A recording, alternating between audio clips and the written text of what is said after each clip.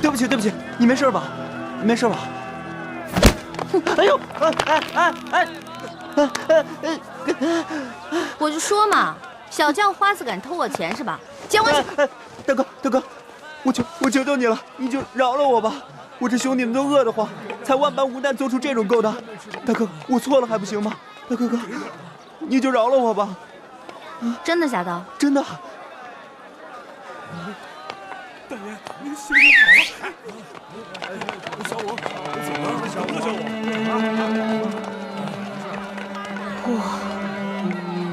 我们都是流落在京城附近的灾民，已经好多日子没有吃过一顿饱饭。对呀，是啊，快饿死了，我也没吃饭，好久没吃粮食了，就饿死了。行吧，你们跟我走吧。大哥，你这还要送我去见官？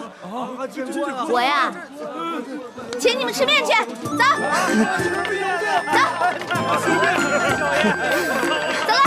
走，吃面去了。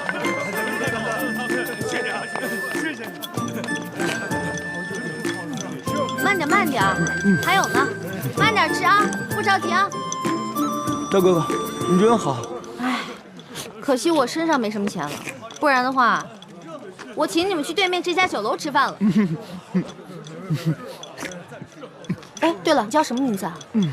哦，我姓武，家里还有老六，叫我小武吧。小六也行。小武，我姓易，你以后叫我易大哥就行啊。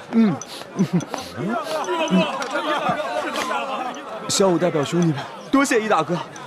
哎，大家都别客气，从此以后啊，咱们就是兄弟了。快坐，快坐。您慢走，您慢走。好吃。哎，这位小爷在这儿摆阔呢，请这些叫花子们吃面。你是谁啊？跟你有什么关系吗？哎呀，大哥哥，这个老板姓钱，叫富贵，他呀平时最喜欢摆阔气，怎么样以？戏弄穷人为乐。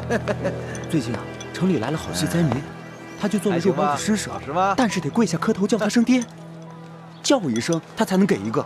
前几日他还想戏弄我们，被我们给骂回去了。没想到这不在这儿碰见大哥哥请我们吃面，他心里啊自然看着不舒服。哎呀，这一碗面能顶几个时辰？上我家酒楼，天天有热包子施舍。小伙，你知道规矩，叫你们兄弟跪下给我磕个头，叫我声爹啊！钱副官，我们这些叫花子，膝下也是有黄金的，我们宁可沿街乞讨，也不可能跟你下跪。哎呦呵，叫我们这么多人给你做儿子，你也不怕折了寿？哎，说得好，说得好啊！贫贱不能移，威武不能屈，我就喜欢你这样的。哎哥，我和你也是一见如故，以后啊要是有用得着我的地方，今晚来找我。当然了，咱们以后就是兄弟了，你知道吗？我平时啊最看不起那种有几个臭钱就觉得自己了不起的奸商。你说谁奸商？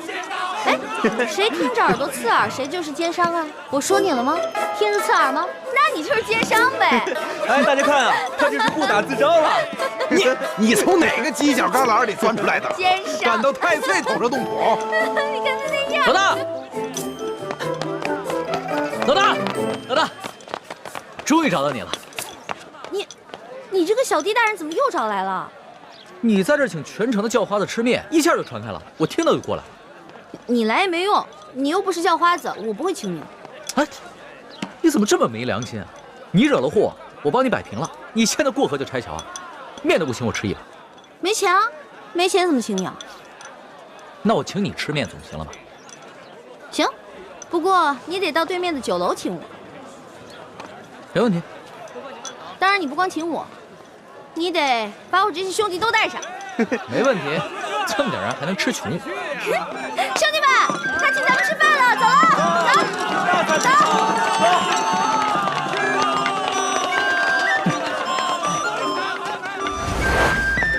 哎呦呵，还真在爷面前摆起阔来了。你以为这城里就你有钱啊？我告诉你啊，把你酒店里好吃好喝的都给我拿出来，让我的兄弟们吃饱喝足，知道吗？好酒好菜倒是有，本酒楼的规矩可不跟外边的小面馆一样，先看一下口袋里的银子够不够，别吃完饭不够付钱的。我说你眼睛是不是瞎了？我小弟这身打扮像是那种吃了饭不给钱的人吗？这可不好说。我们这酒楼开了那么多年，见的人也多了，这装模作样过来骗吃骗喝的，可不是没有。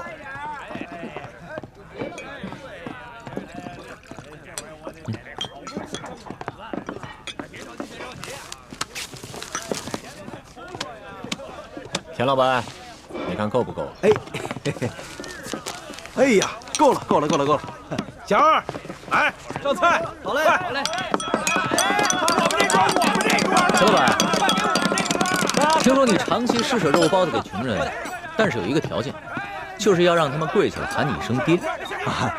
我是生意人，又不是这些穷人的爹娘，我每天给他们包子吃，救他们的性命，难道不是他们的再生爹娘？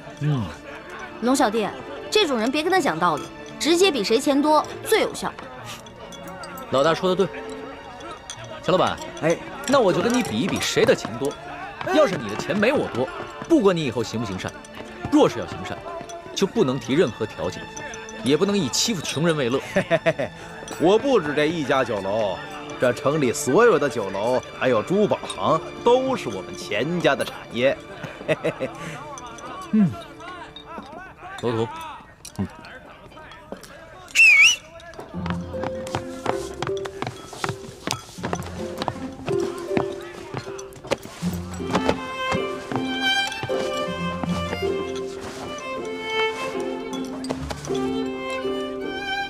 田老板，你说京城的珠宝店都是你们家开的，那这帽子上的珠子，你可认得吗？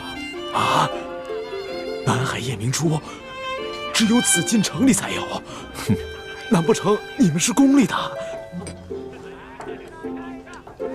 钱老板，你还跟我比钱多吗？小人不敢。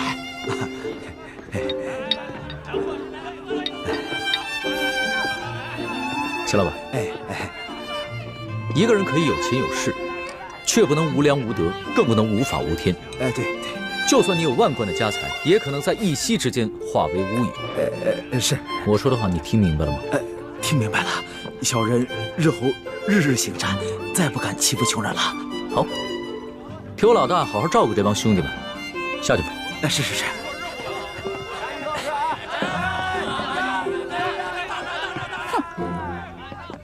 谢谢你啊，龙小弟，没想到一出来竟遇上这些恼人之事。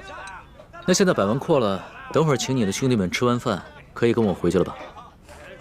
不行，我还想再玩几天。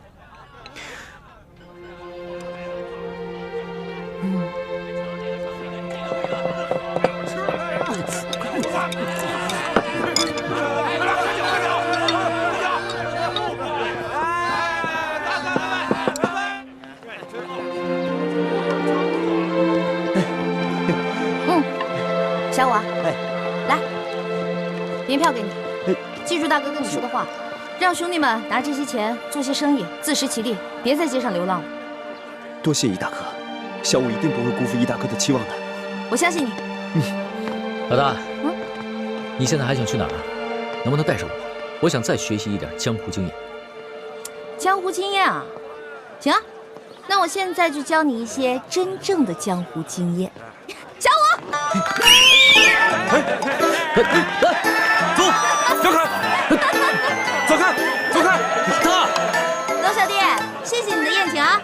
下面呢，让你见识一下我兄弟的莲花阵。不是，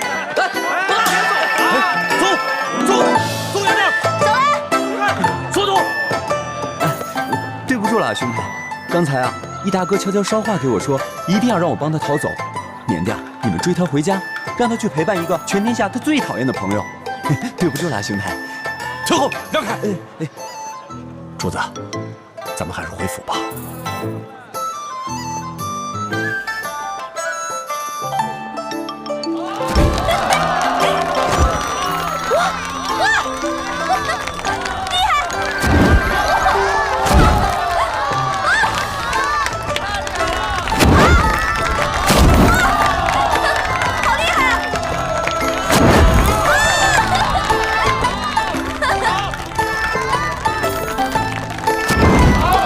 谈话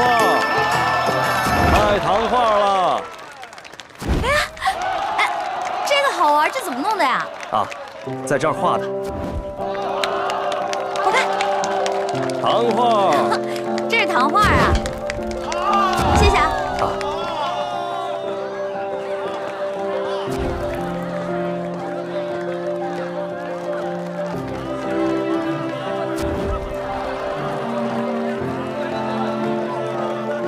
主子，咱们就这样远远地跟着他，这也不是个办法啊。随他吧，在宫里憋了那么久，好不容易出宫一趟，不玩个尽兴啊，他是不会回去的。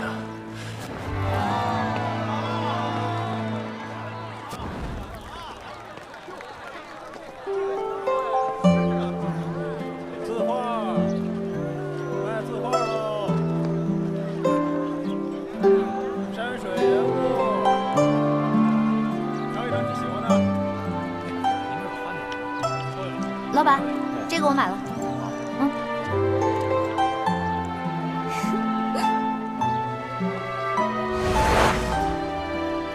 这个像我，这个像龙小弟。不对，龙小弟的眼睛没这么小。再给你捏大点，捏大点就像龙小弟了。真的假的？我有这么丑吗？你是人是鬼啊你？你怎么老阴魂不散的跟着我呀？你是人我就是人，你是鬼我就是鬼。你忘了，咱们俩结拜的时候可是说好了，不求同年同月同日生，但求同年同月同日死。猪哥哥，你怎么来了？哎！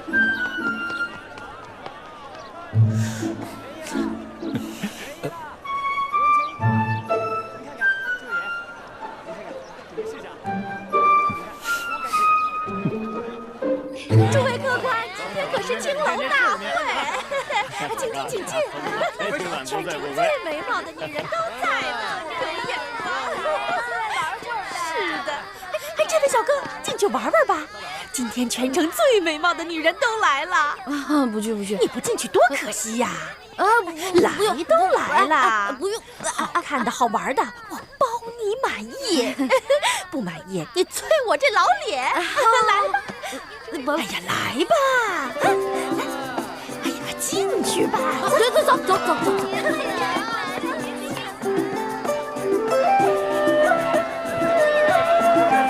大家把酒都满上喝呀！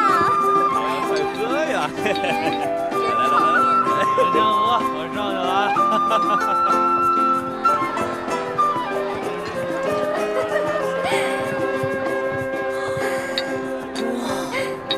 客官，客官，我跟你说呀，我们万花楼的姑娘那是我跟你说，待会儿你一定要好好的听话，别总是一副哭丧，知道吗？莲香嘛，客官你，莲香，恩公救我！怎么回事？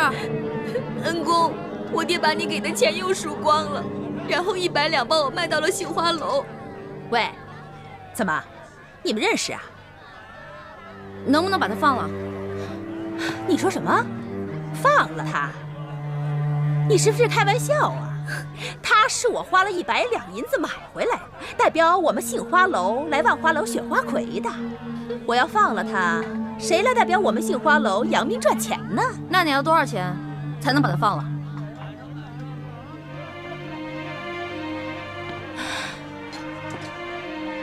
怎么？你们两个是老相好啊？不对呀，这莲香还是一个厨，怎么可能和你是老相好呢？说，你到底是干什么的？我是干什么的并不重要，我就问你，多少钱你才能放了他？口气不小嘛！哎，你真想赎他呀？开价吧。行。你要是真想赎他，给我500两就够了。500两？怎么？没钱是吧？没钱那就少扮英雄救美。你这种人，老娘我见多了。让开，让开！哎，别妨碍我们选花魁。哎，我告诉你啊，我们莲香呢是又年轻又漂亮。一旦选上了花魁呀，这身价一定倍增。到时候你想赎她的话，那至少1000两了。走，等一下，怎么了？没钱赎人，能不能换人？换人？什么意思啊？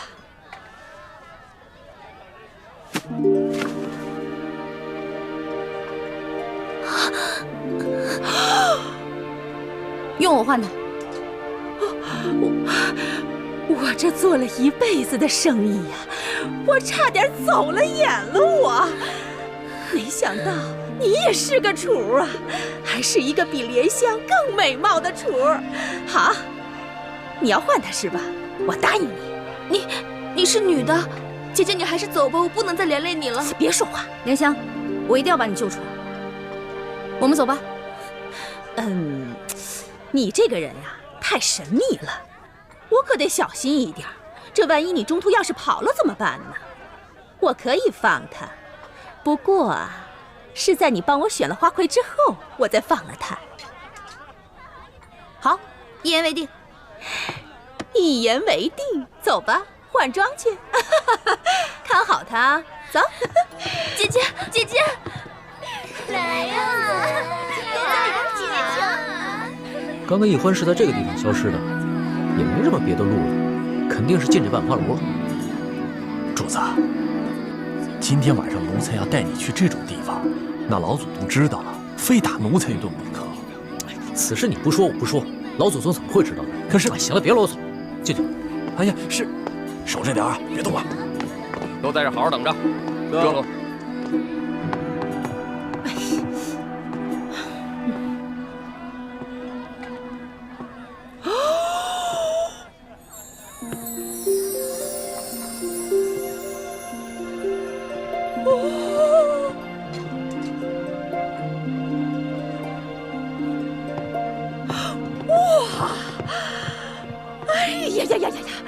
丫头啊丫头，你真的是仙女下凡呐！啊，这比去年的花魁呀还美上1倍呢。我跟你说，待会儿一定要给妈妈长脸，一定要把12花楼的花魁给我拿下来。但是妈妈，我能不能先把脑袋上这花给摘了？这花太多了，我戴着难受。不行。那个。欢姑娘，只有这身衣服啊，跟这个头饰啊，才最配你嘛啊！走，其他候选人都到了，就差你了，快点！到你了，就差你了。成了，你等会儿。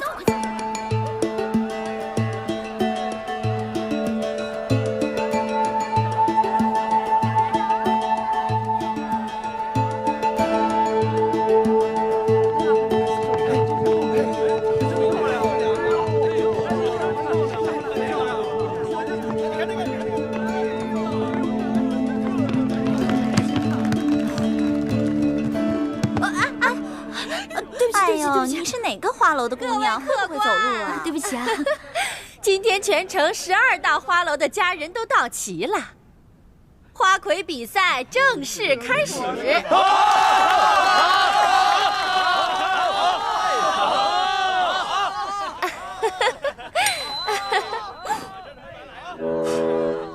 主子，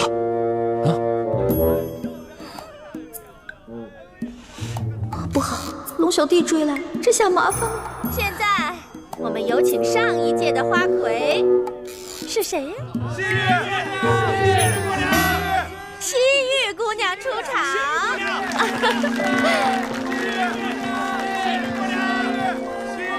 这个丫头真是风不惊人死不休。是啊，不过她这样还真好看。是啊。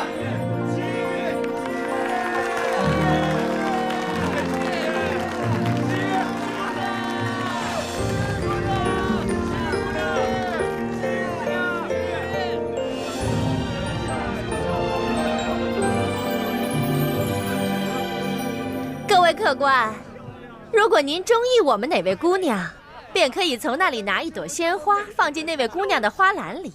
今天鲜花得的最多的那位姑娘，便是我们的花魁候选人。候选人将会与上一届的花魁一决高低。胜出者便是今年的花魁。好，好，各位客官，就让我们来抛花选美吧。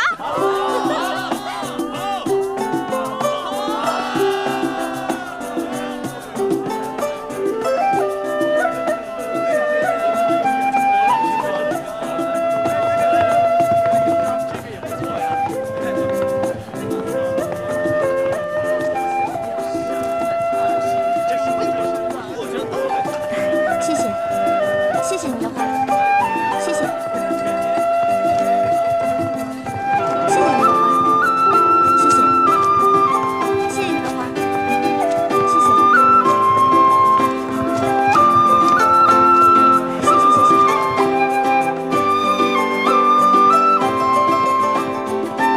哎呀，甜有玉，谢谢，谢谢，谢谢。谢谢。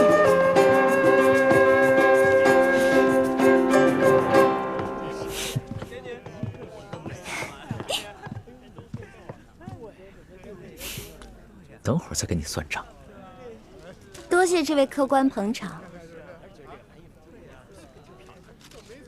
这朵花是不会给你的。你投不投给我，我都是花魁。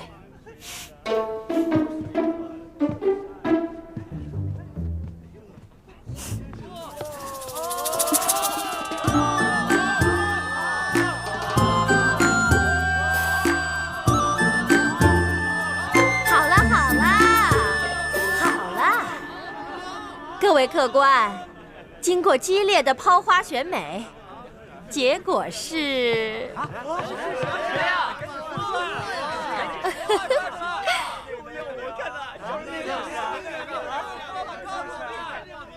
还用我数吗？不用数啦！结果就是我们本届的花魁候选人，杏花楼的欢姑娘。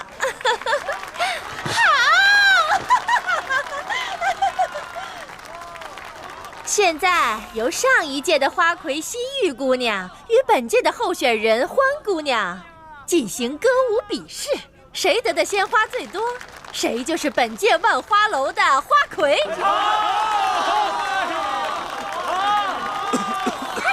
别慌。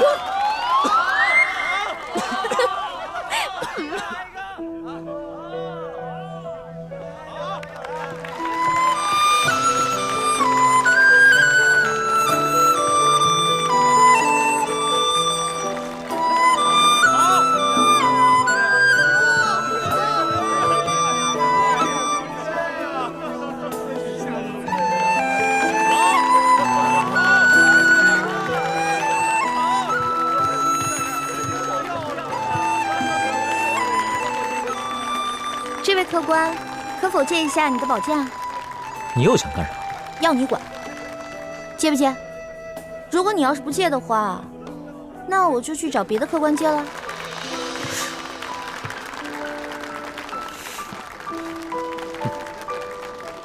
这，多谢客官。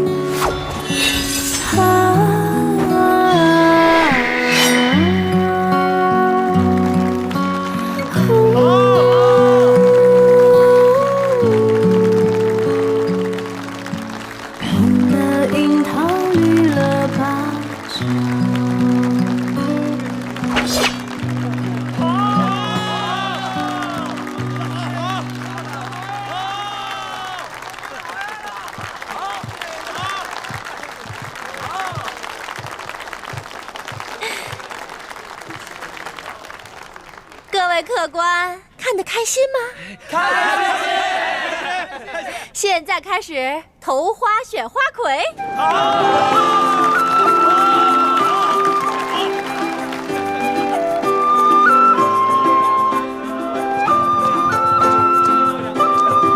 也别着急，一个一个来。谢谢。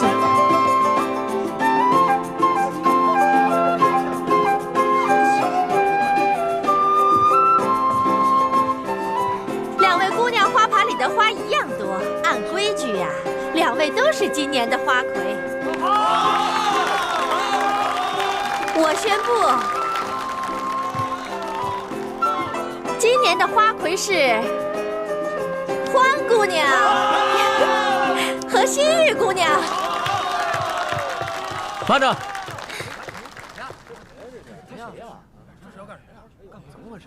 我这儿还有一朵花没投呢。这人是谁？难道我给西域姑娘多数花作弊被他看出来了？嘿，你这人怎么这样？刚刚你怎么不投啊？刚才人那么多，现在投也来得及啊。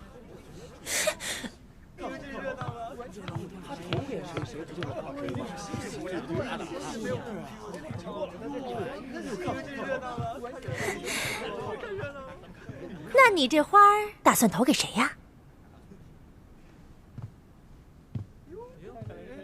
花儿，你今天真的很美。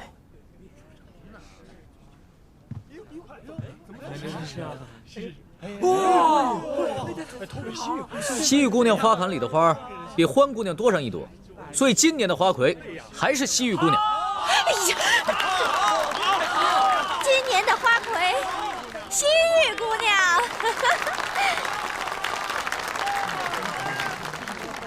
错，欢姑娘也是今年的花魁。哈哈哈哈哈！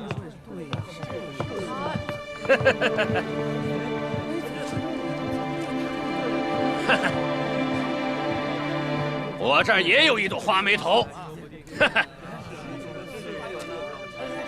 他们现在两个人的红花都一样，所以两个人都是今年的花魁。对，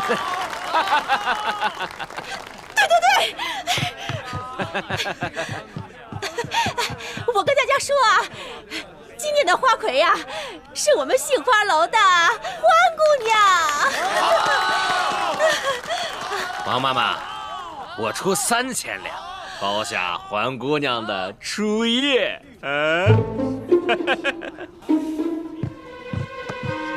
可以啊，贾老板，不过你得先把钱给我。应该的，应该的。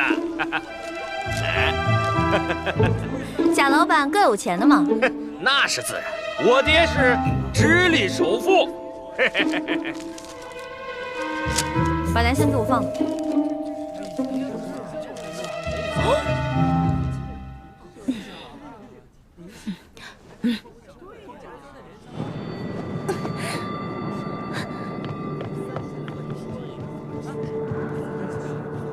姐姐，你为了我已经受了不少委屈了，这些人他们都不是好人，你不要管我，你还是走吧。莲香，姐姐已经帮你赎身了，你拿着这些钱离开你的赌鬼爹爹，跟你娘去个好地方过日子吧。可是我……哎，不许再说了，如果你再说的话，姐姐该生气了。快走吧，走啊！您真是有眼光啊！原来你忙活了这么久，就是为了救这个莲香姑娘。不然呢？你以为我得了失心疯啊？那现在你可以跟我回去了吗？欢姑娘，咱们走吧。去哪儿啊？自然是去我们该去的地方，做我们该做的事情。春宵一刻值千金呐！好啊！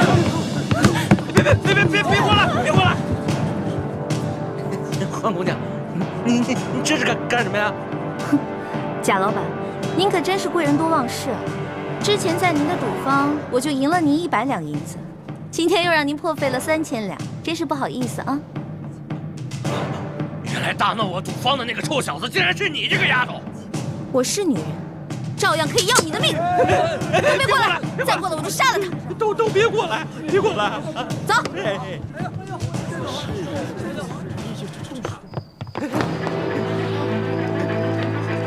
走。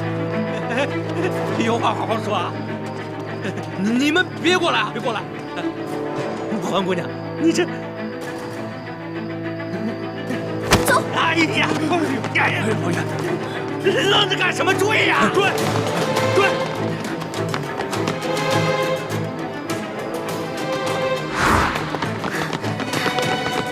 站住！追！站住！站住！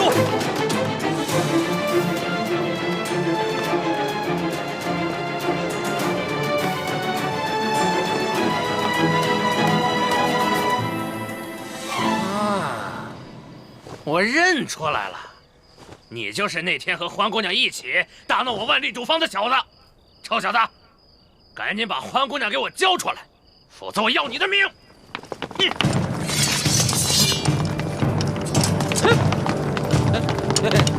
各位官爷，是不是搞错了？我可是直隶首富的儿子，我叔叔是京城的2品大员，该抓的是他们啊！该抓的是他们。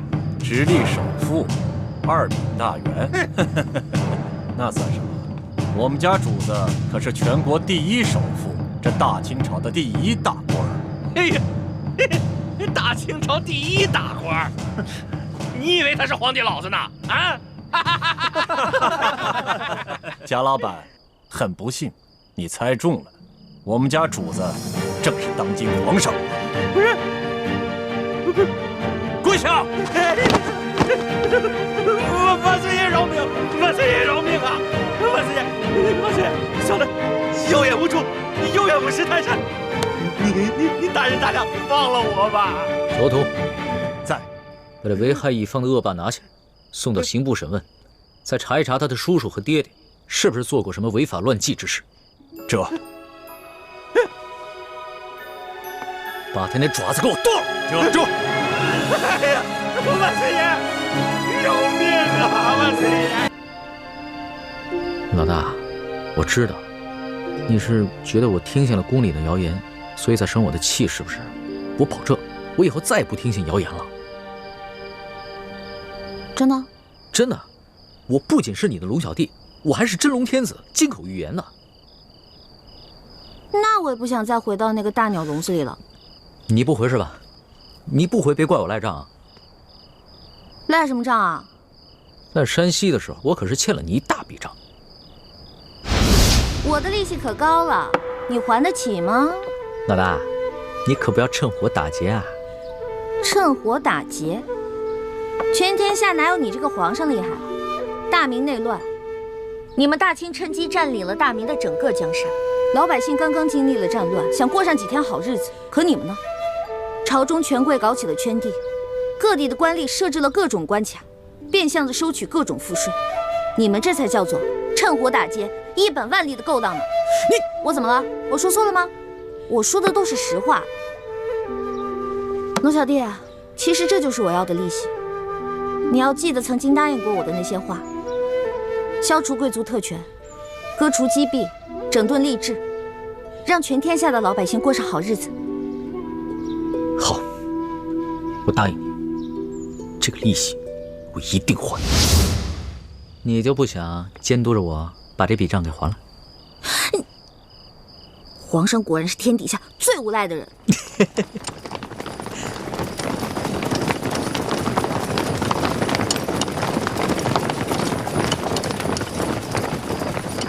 皇上，奴才恭请皇上回宫。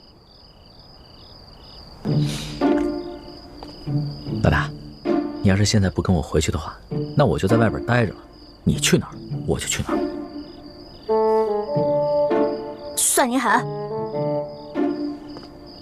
起驾，回宫。这。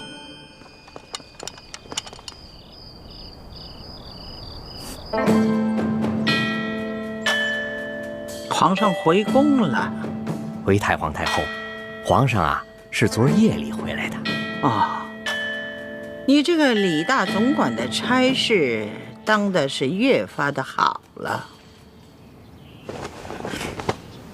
太皇太后，不知奴才做错了什么事，还请太皇太后明示。如今这皇上迷着李易欢迷成这个样子，你竟是守口如瓶，一字不吭啊！太皇太后恕罪，皇上其实早就知道奴才是太皇太后派在他身边的眼线，所以有很多事情都不让奴才知道。你用不着拿皇上来当挡箭牌。其实呢，哀家早就告诉过你，皇上的大小事情你要第一时间禀告哀家。可是你是怎么做的啊？你这眼里头还有我这太皇太后吗？太皇太后息怒，您可是冤枉死奴才了。奴才没有办好差事，任凭太皇太后责罚。可是奴才对太皇太后那是一片忠心呐。行了，起来吧。谢太皇太后。也是啊，你夹在哀家和皇上的中间，有些差呀，你也不好办。皇上啊，他是越来越不像话了。为了一个来历不明的野丫头，九五之尊不顾，安危体面全然不顾。你说，怎么这么随根儿啊？你听好了啊，这宫中，哀家绝不允许再出现一个董鄂妃。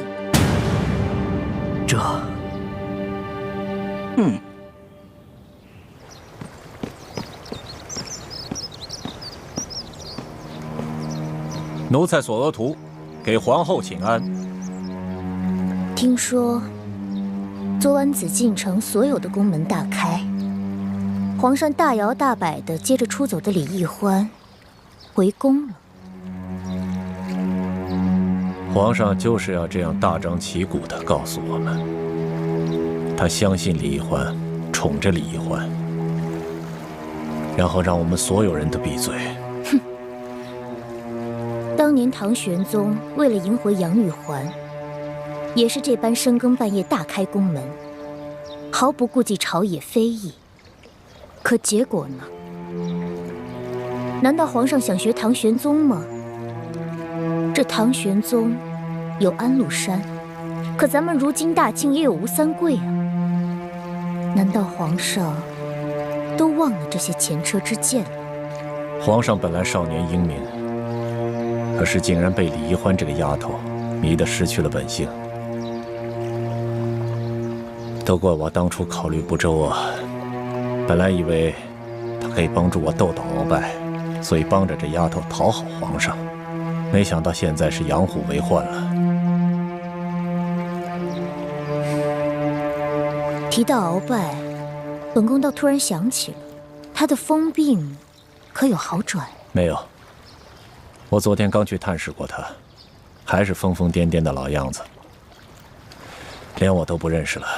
这鳌拜一向武功高强，身体健康，怎么突然就疯了呢？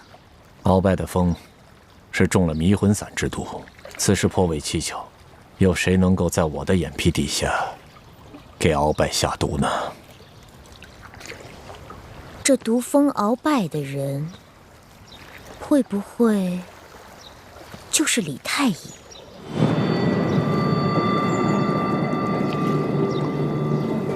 我也一直有此怀疑，只是苦无证据，所以现在也不敢声张。我派了最得力的人去追查他和李易欢的真实来历，可是现在还没有什么眉目。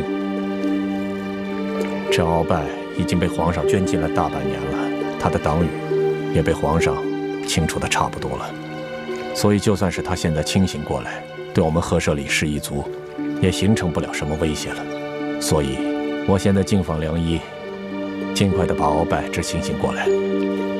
如此甚好。若鳌拜能够早日清醒，也能早日交出这明珠谷的奸细，我们也能早些证实这李氏兄妹的奸细身份。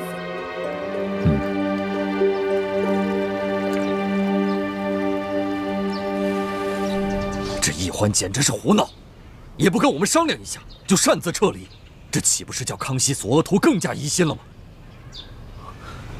义父，其实奕欢此次离宫出走，事先和我商量过的。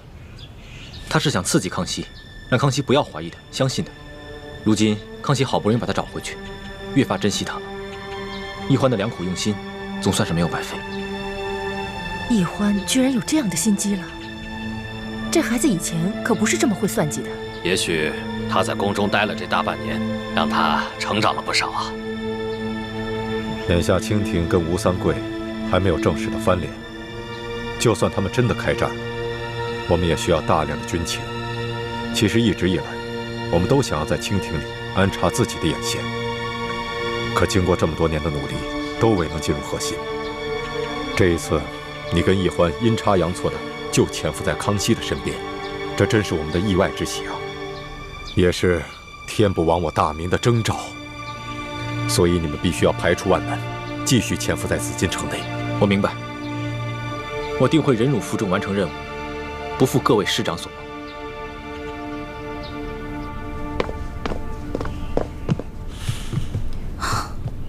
哇，这么多奏折，你得批多少天啊？3天3夜都批不完。你还说呢？这不都怪你啊？大不了我陪你忙3天3夜呗。老大，这次真要是不出宫追你的话，你是不是真的就再也不回来了？为什么呀？你就真的那么狠得下心，永远的离开朕？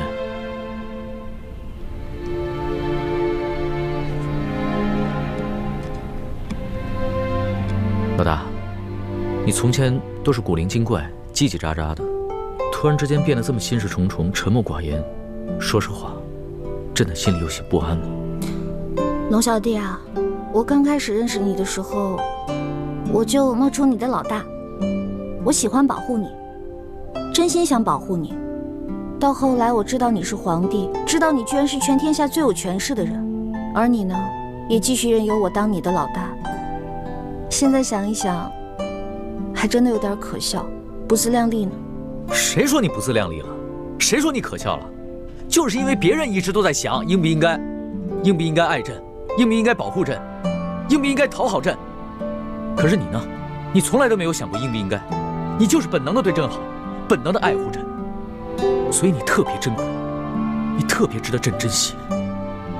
我刚开始进皇宫是因为对皇宫好奇，我想进来看看是什么样子。到后来呢，我慢慢习惯你给我的一切，我想陪着你。可是后来渐渐的，我对皇宫有了恐惧，我想逃离，我害怕。而且，就算你总说你心里很珍惜我，你喜欢我，可是我时常能感觉到你的心在动摇。你每一次动摇，都让我特别害怕，就更想逃离了。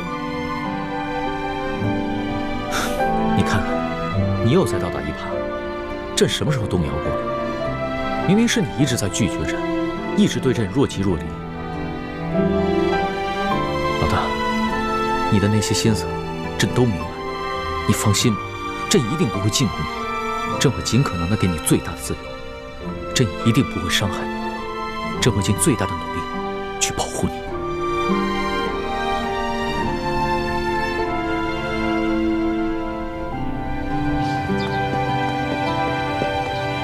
施主姑娘，你不是都已经走了吗？你还回来干什么呀？叔父，对不起啊。我也不知道怎么了。我本来已经下定决心离开龙小弟了，可看到他不顾一切出宫来找我的样子，我心里就又动摇了。哎，你们这些年轻人啊，真是拿你们没办法。看来我得抓紧时间，找个风水先生，给自己先挑一块好点的墓地，把自己的后事料理好算了。哎，叔父，不过您放心，我跟朱哥哥绝对不会连累您的。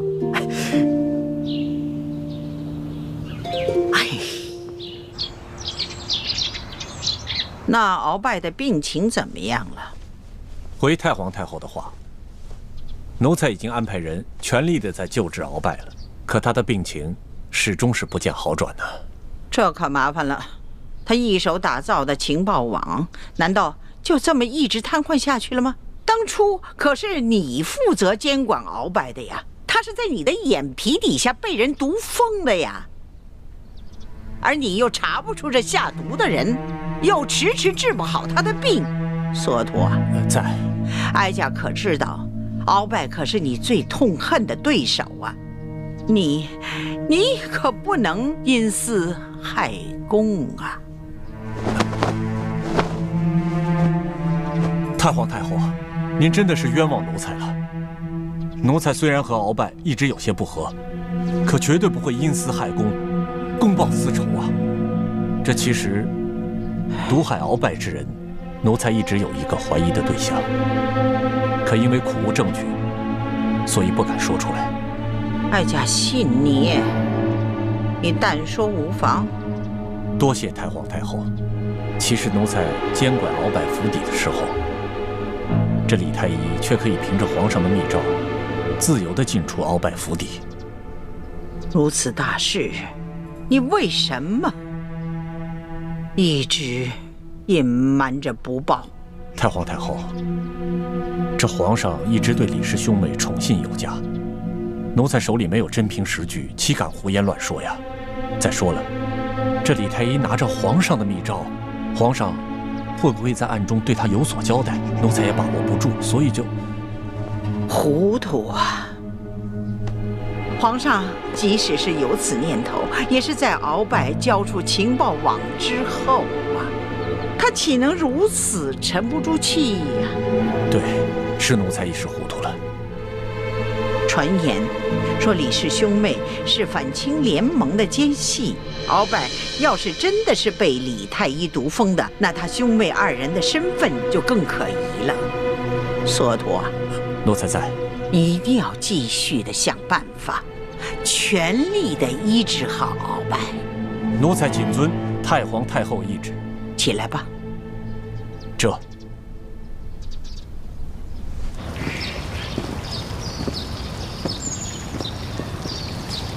一欢，这会儿你可真是让大师兄伤心了。我就是因为不想让他伤心，所以才选择出走的。傻妹妹，你要说我嘛，已经了无牵挂，倒是可以一走了之。是我自愿继续留在宫里协助大师兄，而你，就算大师兄肯放手，你爹和诸位师长，他们能放手吗？你又能逃到哪儿去呢？雪姐姐，别老提这些让我心烦的事儿了。啊，我想明白了，反正我也改变不了什么，与其愁白了头发，不如好吃好喝的过好以后的每一天呢。真是羡慕你这个性子，天大的事情都能一笑了之。哎，雪姐姐，如果你一直留在皇宫的话，那皇上会不会对你？放心吧，康熙虽然表面恕了我的罪，但他对我还是有戒心的。看来以后不会再要动临幸我的念头，这样挺好，我也不用再费尽心思去应付他了。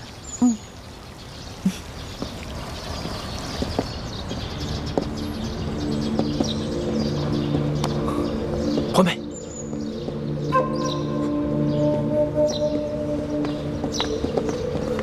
朱哥哥，什么事儿啊？今天，太医院的王太医被太皇太后叫了过去。回来以后，我问他有什么事情，他一直支支吾吾不肯明说，我便留了个心眼。后来我发现，他煎了一剂药，从药渣的成分来看，应该是治疗失心疯的方子。失心疯？太皇太后不会得了失心疯了吧？不可能啊，她明明好好的呀。难道这个药是给鳌拜煎的？还是倾城的心思缜密。当时我也有此疑心，就悄悄去找了李公公，果然不出我所料。李公公说，太皇太后正在命索额图悄悄医治鳌拜。太皇太后想要医治好鳌拜，应该就是为了要对付你们两个。这只是原因之一。鳌拜发疯以后，他所掌控的情报网络一直处于瘫痪状态，康熙想尽了办法，也无从下手。但是，一旦太皇太后治好了鳌拜的失心疯，那么鳌拜就只能乖乖地交出他所掌控的情报网络。朱哥哥、学姐姐，咱们也别太过于担心。这个迷魂散之毒很难解的，即使解了，中毒之人的神智也不可能完全恢复正常的。再说，我们之前不是一直怀疑是索额图毒疯鳌拜的吗？那索额图肯定不会医好鳌拜的。现在也只能这么希望了，否则一旦治好鳌拜的失心疯，我们的身份就都暴露了。不如我们想个办法除掉鳌拜。来不及了，太皇太后已经加强了对鳌拜的保护。如果我们在这个时候动手，不仅很难得手，还容易暴露自己。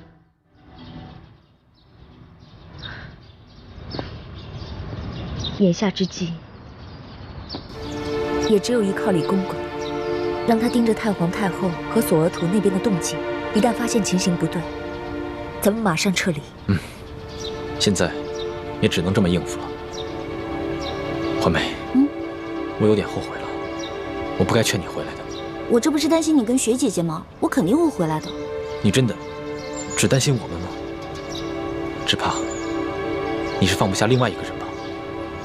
大师兄，小师妹一定是担心我们两个的。眼下形势很复杂，我们应该放下一切杂念，一切以大业为重啊！此处不宜久留，我们还是分开吧。走。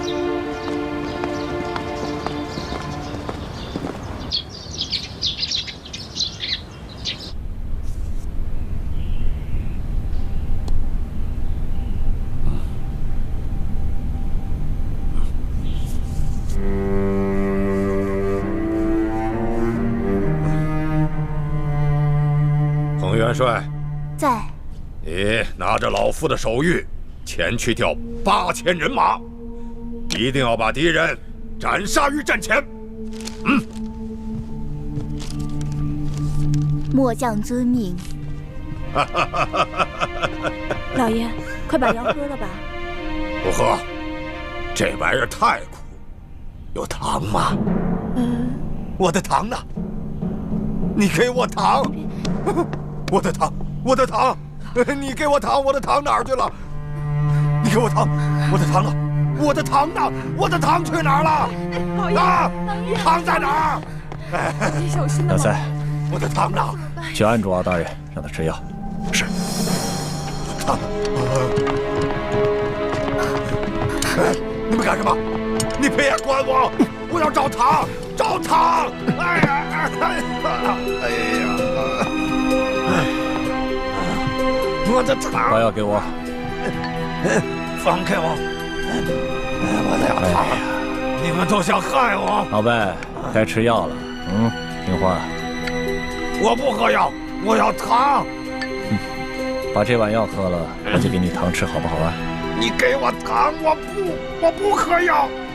鳌拜啊，这药啊，是太皇太后亲自让太医院的院判为你配制的药，你可不要辜负了太皇太后的一片心意啊！来，乖乖的把药喝了，喝。太皇太后，对啊，太皇太后。太皇太后，哎，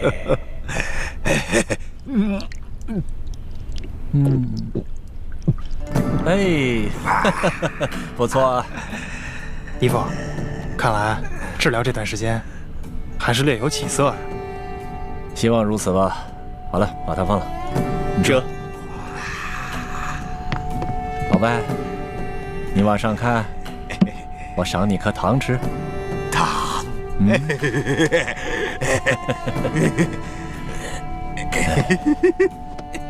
鳌拜，虽然你是我赫舍里氏一族的大敌，我的糖，现在看到你这么疯疯癫癫的，我还真有点于心不忍。哪儿去了？半年前，你让我向皇上进言，我拒绝了你。我的糖，但现在形势变了，这李氏兄妹成了朝廷的大敌，威胁到了皇上。看来我不得不放弃前嫌，全力救治你了。我可不想真的成为大清的罪人呐！太皇太后，太皇太后，太皇太后，太后，太皇太后，经过最近一段时间的治疗，这鳌拜的病情虽未痊愈，但已经渐渐的好转了啊。虽然他现在还是有点胡言乱语，可是今天我提到太皇太后对他的病情关心，他竟然有了些反应啊！嘴里不停地念叨着“太皇太后，太皇太后”。原来如此。李德福，奴才在。你陪哀家出宫一趟，不必大张旗鼓，别让皇上知道。这，太皇太后，您这是要去见见鳌拜吗？正是，哀家得去见见这个人。你们这些宿敌，他可能认不得了，但是哀家和他却是有一辈子交情的人了，说不定他见了哀家就能清醒过来。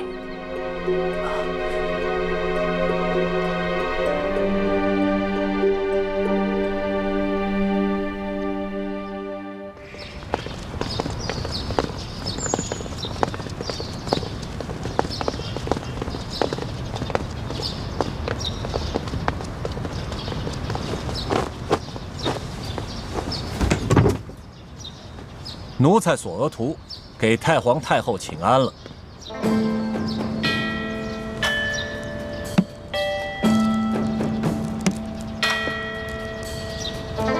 平身吧。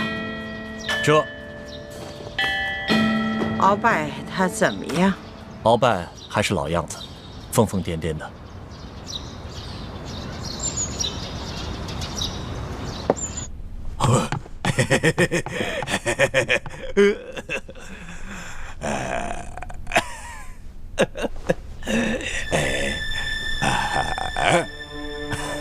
太皇太后，您稍坐，我过去叫叫他。鳌拜，别胡闹了，太皇太后来看你了。飞龙。看来这鳌拜还真疯了，连哀家都不认得了。是啊，太皇太后，他现在不光疯了，连药都不吃了。李德福啊，你服侍他，让他把这碗药喝下去。这。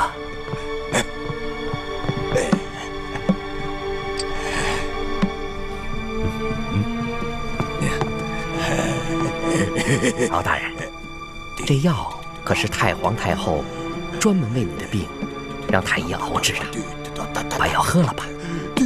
我没病，我不喝药，我要吃的，我要吃的，不好吃，你不好吃，你滚开！小心点，别把药弄洒了。敖大人，先把药喝了，喝了药以后呢，就给你好吃的了。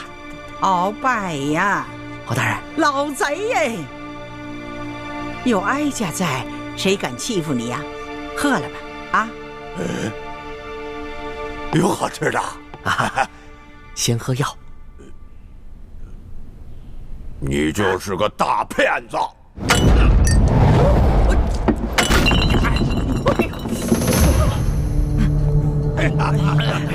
哎呀，大骗子！这要不要紧呢？太皇太后，不要紧不要紧，没事没事。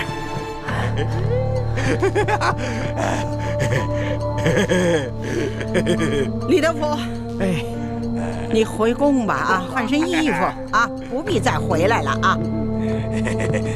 哀家今天就是来看鳌拜的，此事啊可不能跟别人说啊，记住了。奴才谨遵太皇太后懿旨。去吧去吧。那奴才就先告退了。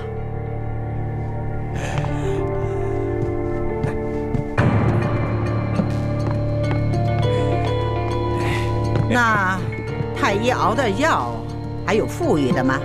回太皇太后的话，还有一壶呢。端上来。这，把药拿过来。这，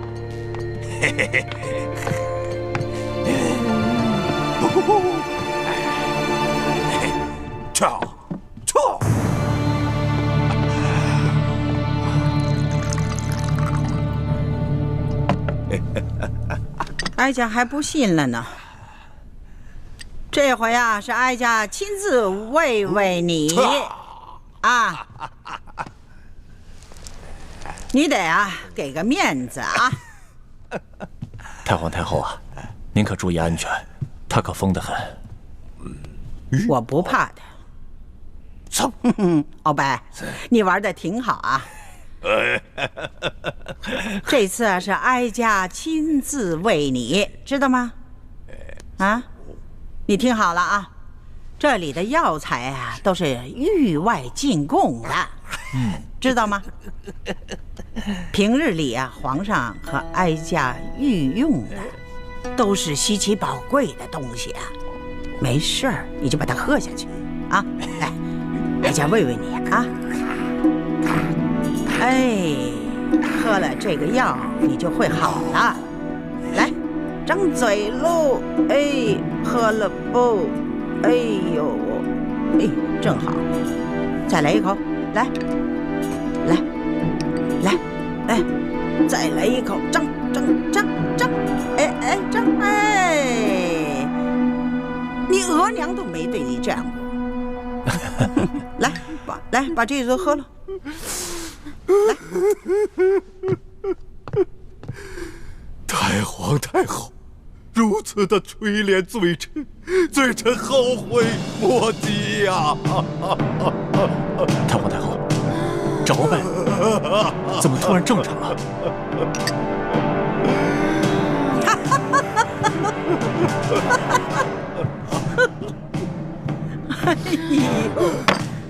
哎呀！老贼呀，原来你是装疯啊！啊，你挺能演的，像个戏子，接着演呢。罪臣也是万不得已呀，太皇太后，罪臣今日才能盼到您凤驾光临。罪臣，太皇太后，罪臣有要事启奏，此事事关皇上和我大清江山的安危呀！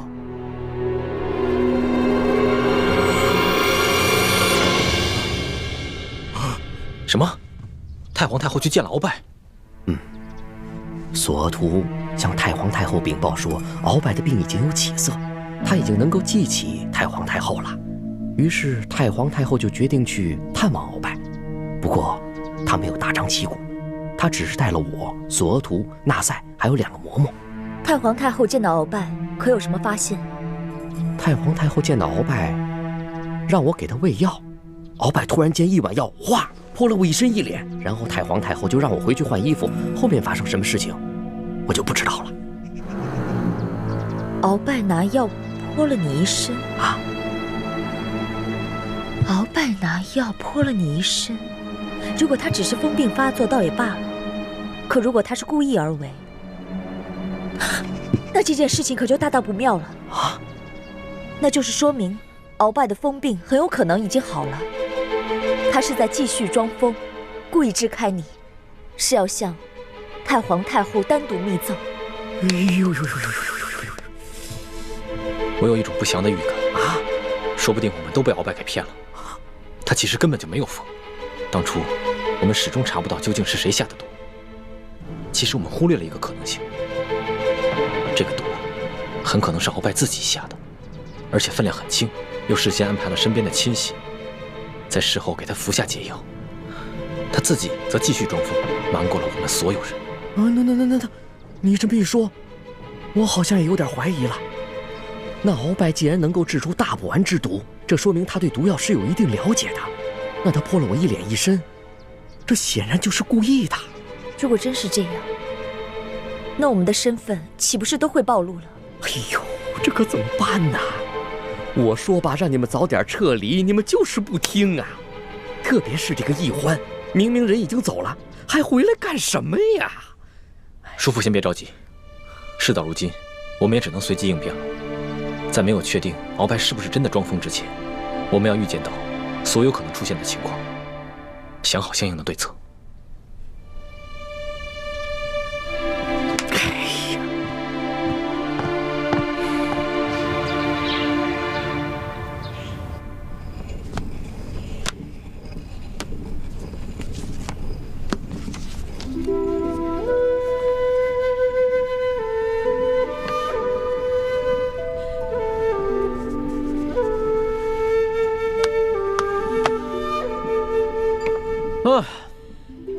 哎呀，终于批完了，这个真累的呀。龙小弟辛苦了，要不要我给你持家？好啊，来。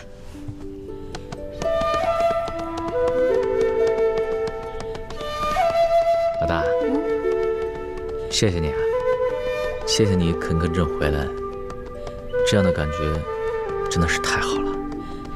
朕希望这样的日子永远能持续下去。龙小弟，我不敢去想什么永远，我只能珍惜我们在一起的每一天。哎，对了，老大，上次你在万花楼里跳的那个剑舞，好美啊！能不能给朕再跳一个？其实啊，那根本不是舞蹈，是一套剑法，我给它改编成舞蹈了。而且，其实作为剑法，也得2个人一起来使，这样才能发挥它最大的威力。哦，所以龙小弟，与其我舞给你看，不如我们2个一起舞啊！我教你，这样不是更好？好啊，老大，你要是肯教朕的话，那当然是最好的了。哎，只不过就怕自己太笨，被老大笑话。笨没关系啊，你的学费多给我1倍就好了。哎，老大，你这贪财贪吃的本性，朕看这辈子是真改不了了。太皇太后驾到！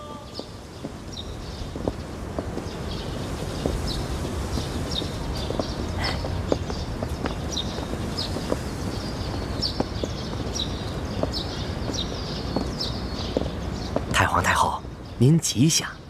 李德福，哎呀，这老贼把这汤药喷在你身上，有没有烫着？谢太皇太后关心，奴才无大碍。那还好。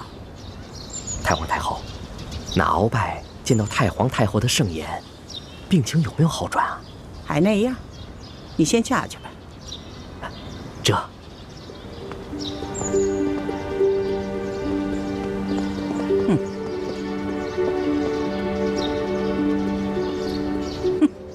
他忘了哀家是谁，是太皇太后，就是铁嘴钢牙，也能撬开他的嘴，看有谁如此大大包天。